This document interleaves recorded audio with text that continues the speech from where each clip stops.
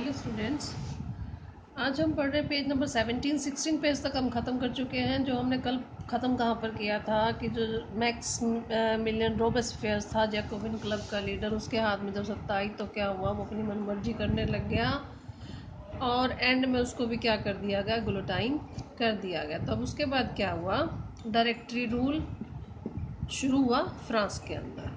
वो क्या था, तब इसमें क्या बताया कि जैसे जैकोबिन गवर्नमेंट जो थी जब वो ख़त्म हुई तो इससे क्या हुआ, दोबारा से मिडिल क्लास के हाथ में, जो वेल्दी रिच लोग थे मिडिल क्लास के, उनके हाथ में फिर से पावर आ गई। नया कॉन्स्टिट्यूशन क्या था जो है इंट्रोड्यूस किया गया, जिसके अंदर वोट देने के लिए मना कर दिया जिनके पास प्रॉपर्टी नहीं थी उन लोगों को, सोसाइटी के। ठीक है, it provide for 2 elected legislative councils. इसने 2 लेजिस्लेटिव काउंसिल बनाई, दीज देन, और उसके बाद क्या किया, डायरेक्टरी अपॉइंट की। डायरेक्टरी में क्या था, एग्जीक्यूटिव से made up of 5 member, 5 member होते थे एग्जीक्यूटिव। अब 5 मेंबर क्यों रखे डायरेक्टरी के अंदर? This was meant as a safeguard, बचाव के तौर पे, against the concentration of power in one man executive as under the Jacobin. भाई सिर्फ जैकोबिन के किसी एक व्यक्ति के हाथ में पूरी की पूरी पावर ना रहे, इसलिए उन्होंने डायरेक्टरी अपॉइंट कर दी जिसके मेंबर थे 5। ठीक है, हाउ एवर द डायरेक्टर्स, हालांकि जो डायरेक्टर्स थे ये आपस में ही लड़ते झगड़ते रहते थे, ठीक है, लेजिस्लेटिव काउंसिल के साथ। और बाद में क्या हुआ, इसे भी डिसमिस कर दिया गया। और इसके बाद जो पॉलिटिकल इंस्टेबिलिटी थी डायरेक्टरी की, पॉलिटिकल इंस्टेबिलिटी आ गई। और इससे क्या हुआ कि एक मिलिट्री डिक्टेटर नेपोलियन बोनापार्ट, उसके उसका उदय हुआ, मतलब वो राजनीति में आ गया। तो उसकी भी डिटेल हम पढ़ेंगे, इसी हिस्ट्री के अंदर ही आगे पढ़ेंगे हम। ठीक है, तो यही है डायरेक्टरी रूल। अब हम आगे नेक्स्ट पेज पर पढ़ेंगे, पेज नंबर 18 पर।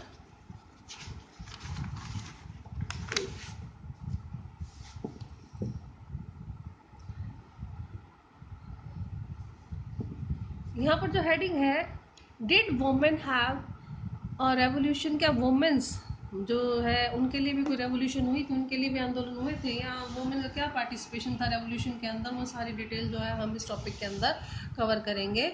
अब यहाँ क्या बता रहे हैं कि बहुत ही स्टार्टिंग से वुमेन क्या थी, एक्टिव पार्टिसिपेंट थी। जितनी भी घटनाएं उस समय हुई थी जिससे कि इम्पॉर्टेंट चेंजेस आए थे फ्रेंच सोसाइटी के अंदर, मतलब जितने भी इम्पोर्टेंट चेंजेस आए थे उन सब में वुमेन्स क्या थी, पार्टिसिपेंट थी। मीन्स उन्होंने इसमें रेवोल्यूशन के अंदर पार्टिसिपेट किया था।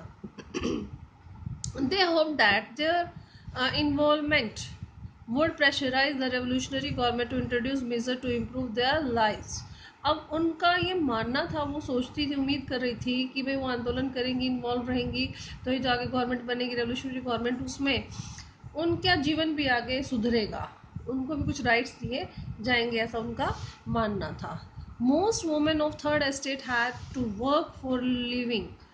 अब ज़्यादातर जो थर्ड एस्टेट की वुमेन्स, उन्हें क्या करना पड़ता था, काम करना पड़ता था। दे वर्क एट, अब क्या क्या काम करती थी, सीमस्ट्रेस, सिलाई का काम वो करती थी, और लॉन्ड्रीज में काम करती थी, सोल्ड फ्लावर्स बेचती थी, फ्रूट्स और वेजिटेबल्स को बेचती थी मार्केट के अंदर। और वर एम्प्लॉयड, या फिर वो डोमेस्टिक सर्वेंट के तौर पर जो प्रोस्परस लोग थे, अमीर लोग थे, उनके घरों में वो काम करती थी, एज ए नौकरानी जैसे कह सकते हो, सर्वेंट के तौर पे। ठीक है, most women did not have access to education, ज़्यादातर औरतें के एजुकेटेड नहीं होती थी, पढ़ती लिखती नहीं थी, और ना ही उनके पास किसी प्रकार की जॉब की ट्रेनिंग होती थी। जो डॉटर्स होती थी नोबल और वेल्दियर मेंबर्स की, जो मीन्स रिच सेक्शन था, रिच सोसाइटी, जो रिच लोग थे सोसाइटी के, सिर्फ उनकी ही, जो थर्ड स्टेट के जो लोग थे, सिर्फ उनकी लड़कियां ही कॉन्वेंट में जाती थी पढ़ने के लिए, और उसके बाद भी उनकी शादी अरेंज मैरिज कर दी जाती थी, उनकी शादी कर दी जाती थी। Working women had also to care for their family, जो औरतें काम करती थी, वर्किंग थी, उनको भी घर अपनी फैमिली की टेक केयर करनी पड़ती थी, जैसे कि कुक करती थी, खाना पकाती थी, पानी लेकर आती थी, क्यू में खड़ी होती थी ब्रेड लेकर आने के लिए, और अपने बच्चों की देखभाल करती थी। और उनके बेसिस जो उनको सैलरी दी जाती थी वो भी मैन के मुकाबले कम दी जाती थी। तो ये तो थी वुमेन्स की कंडीशन उस समय। ठीक है, अब उसके बाद इन्होंने क्या किया, जब इनको लगा कि हमारा तो कोई सुधार हो ही नहीं रहा है, तो क्या चेंजेस किए। In order to dismiss the voice their interest women started the own political club and newspapers. अब जब उनको ये लगा कि हमारे तो कोई मतलब आवाज़ ही नहीं सुन रहा है, हमारे फ़ायदे की कोई बात ही नहीं कर रहा है, तो उन्होंने क्या किया, अपने पर्सनल वुमेंस के ओन पॉलिटिकल क्लब जो थे वो बनाने शुरू कर दिए और न्यूज़पेपर निकालने शुरू कर दिए। About 60 women's club came up in different French cities.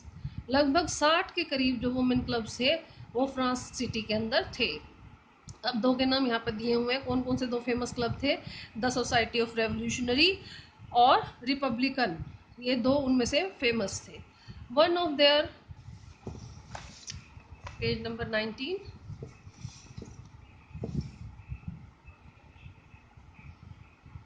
One of their main demand was that women enjoy the same political right as man. एक मुख्य जो उनकी डिमांड थी क्या थी, कि उनको वही राइट चाहिए, पॉलिटिकल राइट चाहिए जो कि मैन को मिले हुए, दैट मीन्स कि वोटिंग करने का उनको राइट मिले।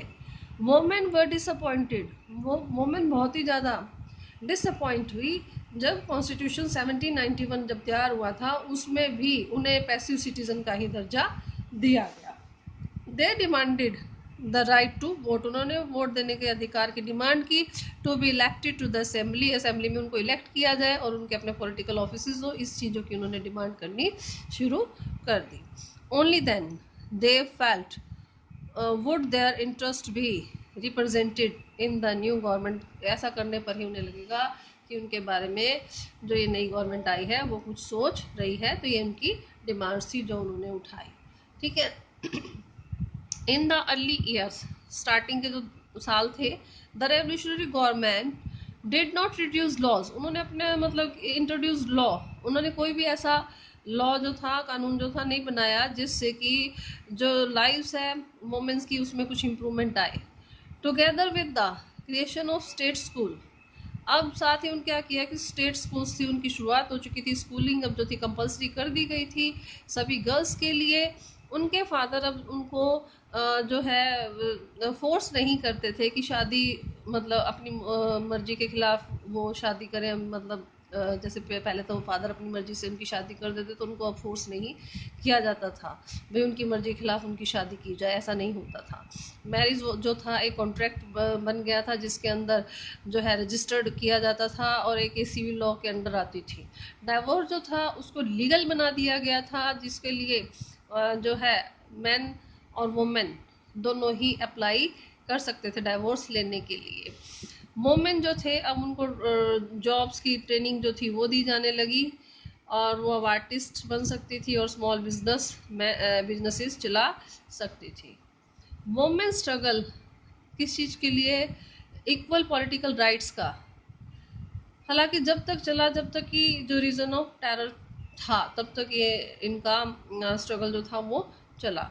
The new government issued law ordering closure of women clubs. अब जो नई गवर्नमेंट आई उसने क्या किया कि भी वुमेन क्लब्स को बंद कर दिया जाए और जो इनकी पॉलिटिकल एक्टिविटीज़ हैं उनको बंद कर दिया जाए, और बहुत सारी जो मशहूर वुमेन थी, फेमस वुमेन्स थी, उनको अरेस्ट कर लिया गया और उनमें से कुछ को फांसी पर भी लटका दिया गया।